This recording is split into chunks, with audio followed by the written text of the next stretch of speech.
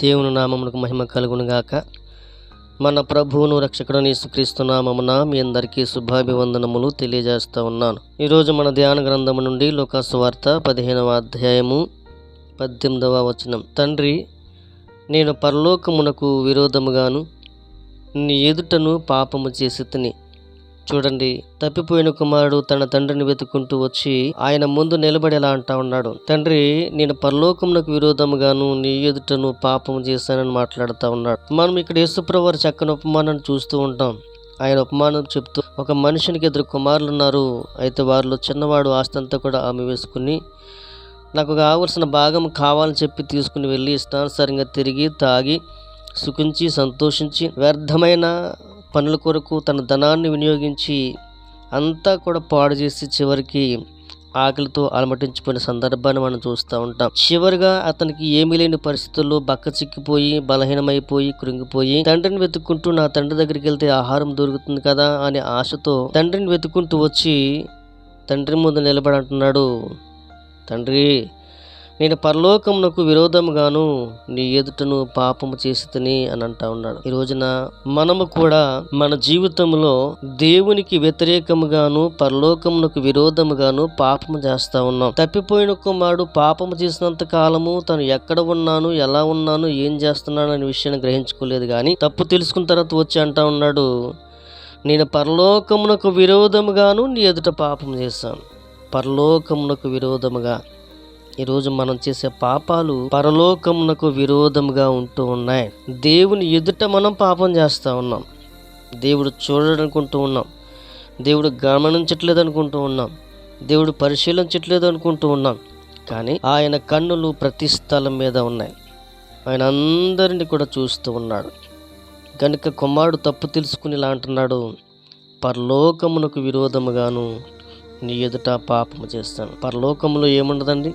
పాపం ఉండదు, అపవిత్రత ఉండదు, అన్యాయం ఉండదు, అక్రమం ఉండదు.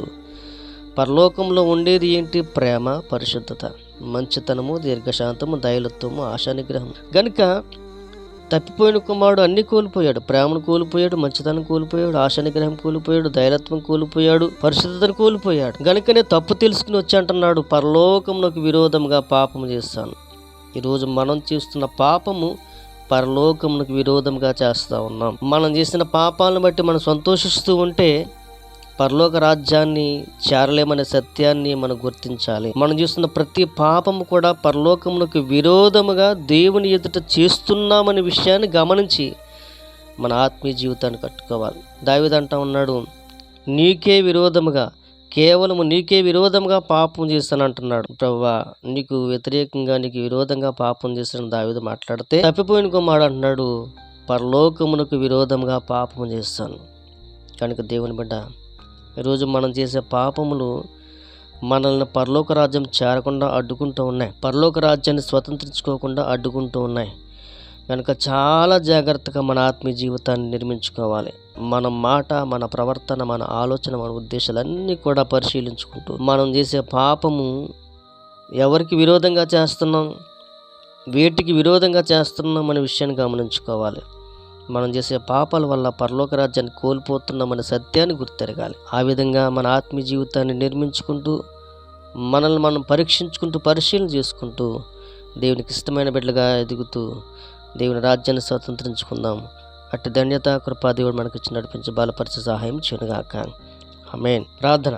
పరిశుద్ధుడా, మీకు వందనాలు. మరొకసారి మీ పాస్తానికి రావడానికి ఇచ్చిన ధన్యతను బట్టి నీకు వందనాలు. జ్ఞాపకం చేసుకోండి. నీకు విరోధంగా పాపం చేసిన దావీదు అంటున్నాడు, పరలోకమునకు విరోధంగా పాపం చేసిన తప్పిపోయిన కుమారుడు అంటున్నాడు. ఈరోజు మా జీవితాల్లో మేము కూడా నీకు విరోధంగా పరలోకమునకు విరోధంగా పాపం చేసేవారుగా ఉంటే మా అపరాధములను మన్నించి నీకు ఇష్టమైన బిడ్డలుగా జీవించే భాగ్యం దయచేయమని అందరైతే వాక్యం అందరిని బలపరచమని యేసు నామమున అడుగుచున్నాను తండ్రి. ఆమేన్.